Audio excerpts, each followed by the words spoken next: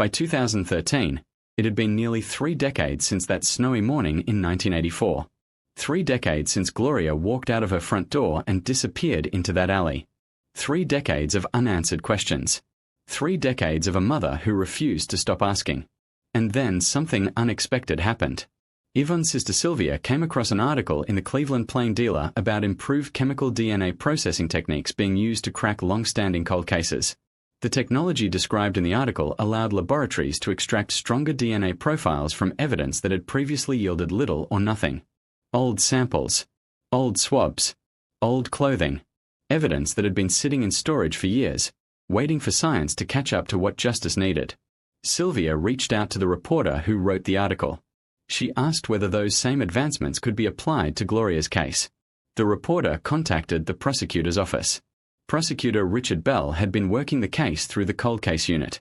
Over the years, multiple samples from Gloria's case had been tested and resubmitted as technology improved. But earlier results had not produced a DNA profile strong enough to meet the threshold required for entry into the National DNA Database. This time was different.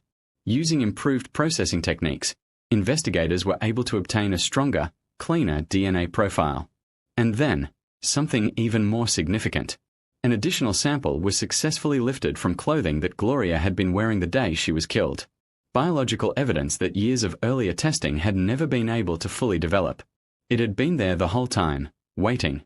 2 days after that reporter made inquiries with the prosecutor's office, the updated DNA profile was submitted to the state database. And then, it happened. A match. After nearly 3 decades of silence, after all the letters and the promises and the years of refusing to let go, the DNA matched a man already in the system. His name was Hernandez Warren. Hernandez Warren had grown up in the same neighborhood as Gloria. He had lived less than a mile away from her home on East 114th Street. He had attended Harry E. Davis Jr. High School, the same school Gloria attended, the same school she had been walking to that December morning. In 1984, he was 29 years old. He had been there the whole time. In that neighborhood. In that community. Living his life. While Gloria's mother spent every year of those 29 years writing letters and making phone calls and sitting with unanswered questions and a promise she was determined to keep. On the 13th of May, 2013, nearly 29 years after Gloria Pointer was found at the bottom of that fire escape staircase, police went to Hernandez Warren's home. They arrested him for the assault and murder of Gloria Yvette Pointer. At the time of his arrest, Warren had already served approximately 15 years in prison for other crimes. He had been in and out of the system. He had served time. He had come out. And all the while, the truth of what he had done on the 6th of December, 1984 had remained buried, until DNA technology and a sister who read a newspaper article and a mother who never stopped asking questions finally pulled it into the light. Gloria Yvette Pointer was 14 years old. She woke up that morning excited. She had not missed a single day of school. She was about to be recognized for showing up, for doing exactly what she was supposed to do. She had plans. She had a family who loved her. She had a whole life ahead of her. She never came home. But her mother never gave up on her.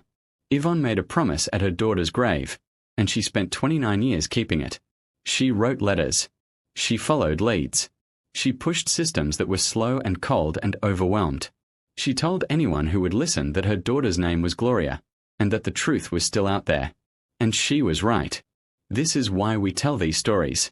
This is why cold cases matter. This is why the names have to stay alive, because silence protects the wrong people. Because the families left behind deserve more than time and unanswered questions.